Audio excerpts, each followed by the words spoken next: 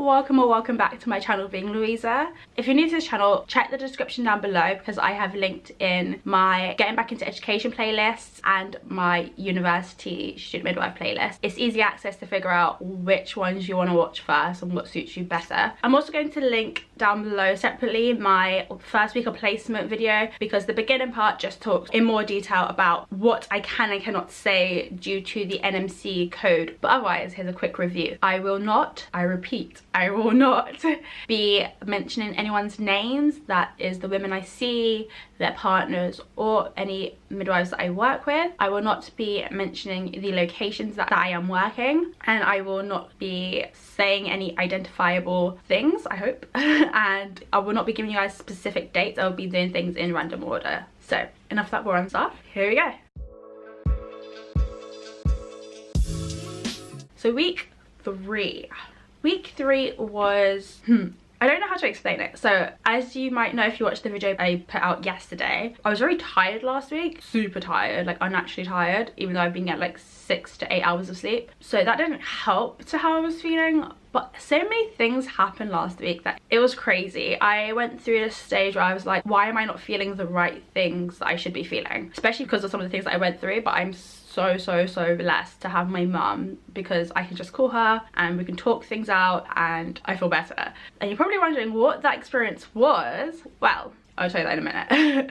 First, let me just tell you about how the week went. This week was a week of fasts, I believe. Not just for me, but also for my roommates. So when we have a fast, we'll congregate in the hallway and we'll just talk about it until whatever time we finish talking about it and the excitement subsided. So when, I think it was actually on the same day, 3 of us had our fasts, and then second, same-sex couples, and it was amazing because when we first started we was like, oh my gosh, these men are so involved and it's crazy the questions that they have. Or it was really cute that they would remember what their wife wanted to say to us and wanted to ask us, so that was really cute. But then having a same-sex couple, it was completely the same but different in the sense of there were 2 women who both had questions, and it wasn't the same question, they were totally different questions.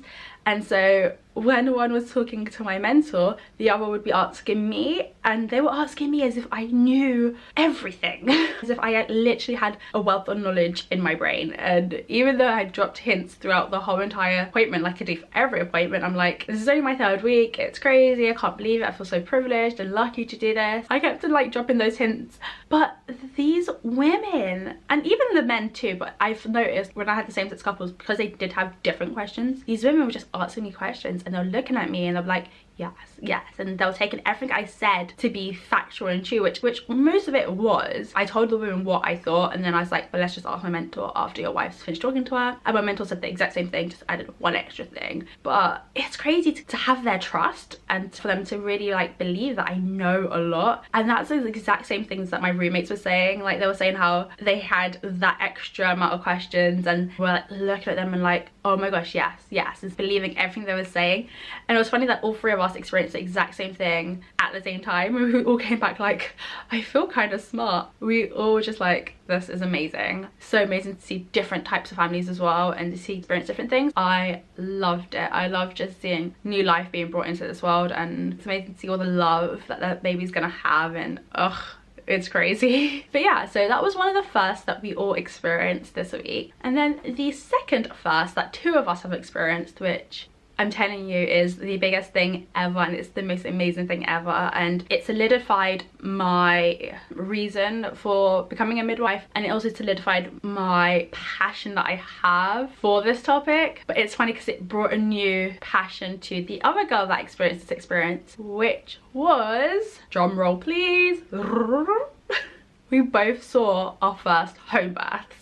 And it was so mental because the exact same thing happened with both of us. So I saw my first home birth first, and then the next day one of my roommates saw her first home birth. And with both of us, both of our mentors forgot they were day on call, like they both forgot. So she was in the middle of a home visit and I was in the middle of a clinic. So 2 different scenarios, but both the exact same thing. And it was hilarious because I got so excited and I was like, oh my gosh, no way. The other student midwife that was there, I told her and she was like, oh, I'm jealous. And I'm like, oh, it'll happen for you. And then we got in the car and my mentor was like, she's a multip, which means she's had a child before, and so the labor could be really quick and we could miss it. I was like, don't even get excited. I calmed myself down, and we get there, the husband lets us in, he's up there upstairs. We walk in the house, I'm like, it's too quiet. She's not labouring at all, she's ready giving birth. We get upstairs and bam, is she not still labouring? And I was like, oh my gosh, I actually get to see my first birth. And it was so amazing. This birth was as if, I don't know if you guys have ever done it, but I've watched so many births on YouTube because I love watching family vloggers, and you know how they have to edit it, and so they usually edit out the long processes or like the dramatic things. This felt like an edited YouTube video because it happened so quickly and because it was so amazing and because she was so calm, so collected, so quiet. She made a few noises and it was just beautiful to see that. And then she went into the pool and she gave birth in the pool. It was amazing. Like, I've never seen something so beautiful and so amazing before, and I was so excited and I was like, wow. And I kept on thanking her for allowing me to be there. Like, I was like, thank you so much. I thanked her, I thanked her husband, I thanked the midwives. I was like, oh my gosh, thank you guys so much for allowing me to be here and to experience this, because I didn't think I was going to see a birth until February, March at time. But no, I've been able to see my first birth on my 3rd week of placement, and that's just mental. And with my roommate, they went to the home birth and the exact same thing, but she didn't give birth in the water, she just gave birth, I don't know where, somewhere in the house. But she was saying how they were just so loving, the couple, and she was like, why do people give birth in hospitals? We are not bashing anyone that does, but from us both experiencing home births now and see them, she was like, it looks painful as heck. However, it's so cool because we left her, she had had a shower, she was now laying in bed feeding the baby and going to sleep with her husband. And I was like, exactly, it's like the most amazing thing ever that you can just have your own bed. You don't have to wait for people to come in and check your baby and come and make sure you can be discharged. You can just do that there, and if you haven't like gone to the toilet, you'll just wait a bit longer downstairs away from you or in the other room away from you, so you guys can have that intimate moment. You don't have to worry about anyone barging in. And we both kind of was just like, home births are amazing. It was amazing, you guys. I shouldn't have to explain it, but when I got back to the office, I felt really bad that I had experienced it and the other student midwife didn't. So I kind of toned it down, but because I suppressed that excitement, I came very blasé about it. I was like, yeah, it happened, it was cool. I don't know why, I just felt really bad that she hadn't experienced it. I don't know. And then I came back to halls and I told them a lot, and because they hadn't experienced it yet, so I felt a bit bad. But then the next day, one of them experienced it, so I felt a bit more excited. But on that day that I experienced it, they were all excited for me, and I was just like, oh, thanks. And I seemed very ungrateful, but I am so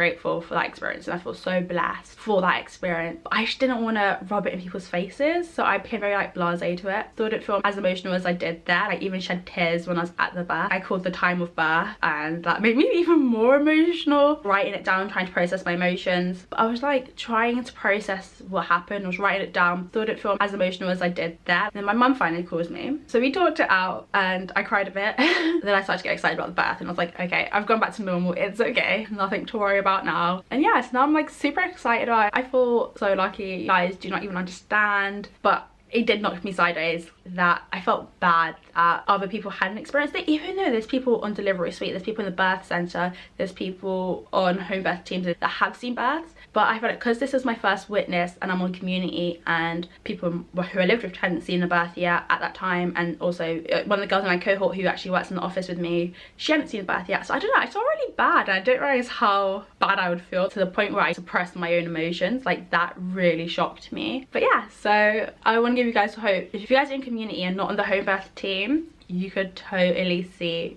a home birth if you're midwife second on call. So you have hope, you could see a home birth. Sorry, it's a bit weird, and obviously not all of you guys will experience the emotional ups and downs that I have, but for anyone who does experience it, I just want to let you guys know you're not alone. I have too. And yeah, so I hope you've enjoyed this video, and I'll see you guys next week for week 4 on placement. And in the meantime, keep on being you.